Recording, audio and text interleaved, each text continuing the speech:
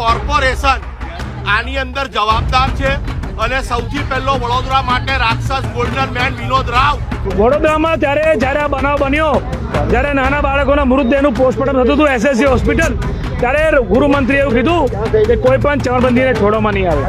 તો ગૃહમંત્રી સાહેબ, આમ તો તમે બહુ મીડિયામાં બોલકના ઇન્ટરવ્યુ આપો છો કે વરઘોડા કાઢીશું, કાઢો ને વરઘોડા.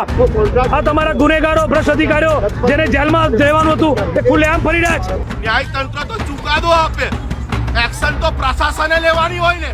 સરકાર ઊંધા ચશ્મા પહેરાવે છે, આંધળા સમજે છે લોકોને. બધી નરી આંખે વડોદરા શહેરની જનતાને દેખાય છે કે આ હત્યા છે, ગુનેગારોને સજા થવી જોઈએ અને બધા છૂટી જાય. એટલે સરકાર જ મળેલી છે, બધા મળેલા છે, એટલા માટે આ ધંધો થયેલો છે મારું માનવું છે.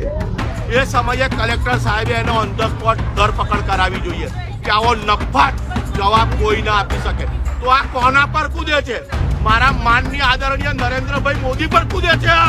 આનો પાવર કોણ છે? નમસ્કાર, આપ જોઈ રહ્યા છો UTC ન્યૂઝ.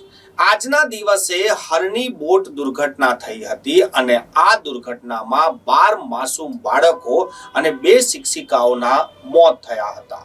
પરંતુ આજે 1 વર્ષ બાદ એક સવાલ ઉભો થાય છે કે આજના દિવસે આ બાળકોના મોત થયા હતા કે પછી આપણી અંતરાત્મા જ મરી ગઈ હતી.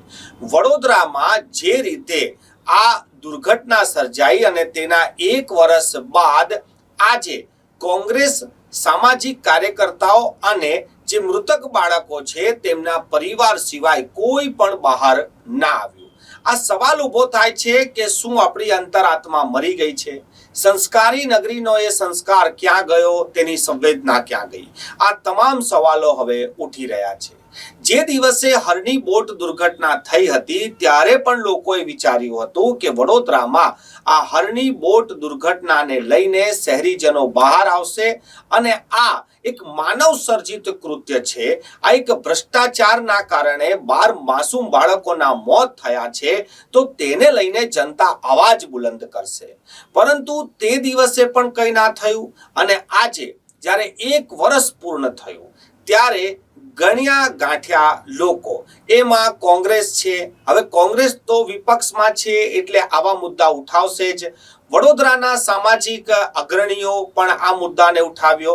સાથે સાથે જેમના ઘરના દીપક બુઝાઈ ગયા છે, જે માસૂમ બાળકોના પરિવારજનો છે, તેઓ પણ બહાર આવ્યા.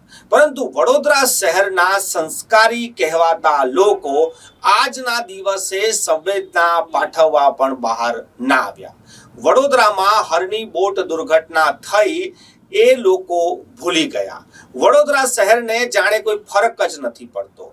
જો કોઈ દુર્ઘટના સર્જાઈ હોત ત્યારે પણ આપણે સંવેદના વ્યક્ત કરી હોત. આ તો માનવ સર્જિત દુર્ઘટના છે અને આ અમે નથી કહેતા, ગુજરાત હાઈકોર્ટ આ બોલી ચૂક્યું છે કે આ તો માનવ સર્જિત દુર્ઘટના છે. આમાં તો કોઈના ભ્રષ્ટાચારે આ માસૂમ બાળકોના ભોગ લઈ લીધા. જ્યારે આજે 1 વર્ષ પૂર્ણ થયું છે ત્યારે વડોદરાની એ કહેવાતી સંસ્કારી નગરીના સંસ્કારી લોકો ચૂપ કેમ છે? આ જ દુર્ઘટના જો દિલ્હીમાં થઈ હોત કે પછી આ જ દુર્ઘટના પશ્ચિમ બંગાળમાં થઈ હોત તો આપ કલ્પના કરો કે વડોદરા શહેરમાં કયા લેવલનો વિરોધ થયો હોત. બંગાળમાં કોઈ ઘટના બની જાય છે તો તેનો વિરોધ વડોદરામાં થાય છે. દિલ્હીમાં કોઈ ઘટના બની જાય છે તો તેનો વિરોધ વડોદરામાં થાય છે. પરંતુ વડોદરામાં આટલી મોટી દુર્ઘટના થઈ હોય અને તેના માટે સંવેદનાના 2 શબ્દો પણ નગરજનો ના બોલતા હોય તો આ કયા પ્રકારની દુનિયામાં આપણે જીવી રહ્યા છે? શું આપણે વિપક્ષી સરકારોમાં થયેલા ભ્રષ્ટાચાર કે પછી હોનારતો પર જ બોલીશું? શું આપણે હવે ભ્રષ્ટાચાર અને હોનારતો પણ એ જોઈને વિરોધ કરવાનો છે કે એ કોની સરકારમાં થઈ રહ્યો છે? આ આપણી સરકાર તો નથી ને. આ આપણી સરકાર શું હોય છે? આપણી સરકાર નથી હોતી, આપણા બાળકો હોય છે. કલ્પના કરો કે જે માસૂમ બાળકોના મોત થયા છે તેમાંથી આપણું પણ બાળક હોત તો પણ આપણે વિરોધ કરતા પહેલા આવું જોવત કે આ કોની સરકાર છે. આપણો વિરોધ એ સરકારો સામે ના હોવો જોઈએ, પરંતુ આપણો વિરોધ એ ભ્રષ્ટ તંત્ર સામે હોવો જોઈએ, જેના ભ્રષ્ટાચારના ભોગ આ માસૂમ બાળકો બની ગયા. અને આ વાત તો હાઈકોર્ટે પણ કબૂલી છે. હાઈકોર્ટે પણ આ ટિપ્પણી કરી છે તે છતાં પણ આજે જ્યારે હરણી બોટ દુર્ઘટનાને 1 વર્ષ પૂર્ણ થયું ત્યારે તેમના તમામ આરોપીઓ જામીન પર છે. હોઈ શકે કે જામીન આપવું અને જામીન મેળવવું તે પણ એમનો અધિકાર છે, પરંતુ જ્યાં સુધી આ ઘટના ચાલી રહી છે ત્યારે આપણે તો બાળકોના ન્યાયની માંગ કરી શકીએ છીએ.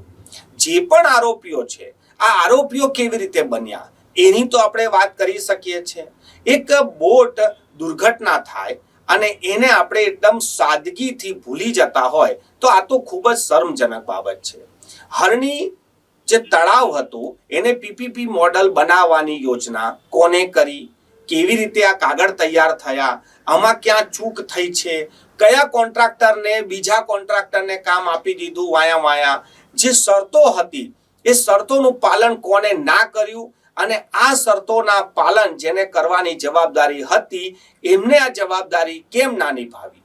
આ સંપૂર્ણ જે લેક ઝોન તૈયાર થયો એમાં કોને કોને કેટલી મલાઈ મળી, આ બધી ચર્ચા તો આપણે કરવી જ જોઈએ. અને આ મલાઈ તો છોડો, પરંતુ આ ભ્રષ્ટાચારીઓના કારણે 12 લોકોના જ્યારે મોત થાય, એ પણ માસૂમ બાળકો જેમને દુનિયા જ નથી જોઈ કે દુનિયા કેવી છે, એ માસૂમ બાળકોને તો ખબર બી નહીં હોય કે ભ્રષ્ટાચાર કોને કહેવાય, અને એ જ ભ્રષ્ટાચારના કારણે તેમના મોત થઈ ગયા. એ શાળાઓ જ્યારે બાળકોને કોઈ એવી જગ્યાએ લઈને જાય છે ત્યારે તેમને પણ જોવું જોઈએ કે ત્યાં સુરક્ષાના કેટલા ઇંતજામ છે.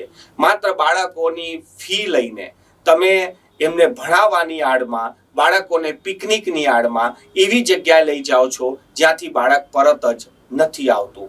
આ તમામ સવાલો પર જનતા ચર્ચા કેમ નથી કરતી?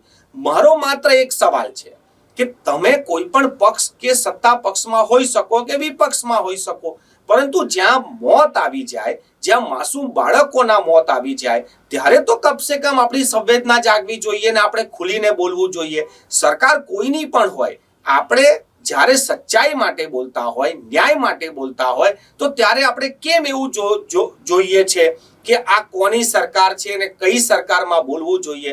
હોઈ શકે કે તમારા બોલવાથી તમને નુકસાન પણ થઈ જાય, તો એ નુકસાન વેઠવાની તૈયારી પણ આપ કેમ ના કરી શકો? જ્યારે વાત બાળકોની છે, જો આપણે જ નહીં બોલીએ તો કાલ ઉઠીને આપણા ઘર સુધી પણ આ ભ્રષ્ટાચારનો રેલો આવશે. આપણું પણ બાળક છે તો આપણે આવા ઘડીએ બોલતા કેમ નથી? કેમ વડોદરા શહેરમાં ગણ્યા ગાંઠિયા લોકો જ આનો વિરોધ 1 વર્ષથી કરી રહ્યા છે અને આજે પણ તેઓ વિરોધ કરી રહ્યા છે? કોંગ્રેસે તો હરણી બોટકાંડની વર્ષી નિમિત્તે હરણી તળાવથી લઈને કોર્પોરેશન સુધી એક પદયાત્રા પણ યોજી છે. ઘણા જે સમાજસેવી લોકો છે તે તો શાળા સુધી પહોંચી ગયા છે. ઘણા લોકોએ ત્યાં બેનર પોસ્ટર મારીને પોતાનો વિરોધ કર્યો છે. પરંતુ સવાલ એ થાય છે કે વડોદરાની આટલી મોટી જનતા જેઓ પોતાને સંસ્કારી નગરી તરીકે સંસ્કારી લોકો ગણાવે છે, એમની સહાનુભૂતિ કેમ બહાર આવતી નથી? એવો કેમ બહાર આવીને બોલતા નથી કે આ ખોટું થયું છે અને આમાં લોકોને ન્યાય મળવું જોઈએ? આજે 1 વર્ષ થઈ ગયું છે. આ વર્ષ બાદ પણ માસૂમ બાળકોના પરિવારજનો જો ન્યાયની માંગ કરતા હોય, પદયાત્રા કરતા હોય, વિરોધ પ્રદર્શન કરતા હોય તો શરમથી આપણે પણ ડૂબી મરવું જોઈએ. કેમ કે આ સંસ્કારી નગરી છે. આમાં જ્યારે માસૂમ બાળકોને જ ન્યાય નહીં મળે તો પછી કોને ન્યાય મળશે? અને આપણે એ ન્યાય માટે બોલી જ નહીં શકીએ તો આપણે પછી કયા વિષયો પર બોલીશું? એ પણ આપણે ચિંતન મંથન જરૂર કરવું જોઈએ.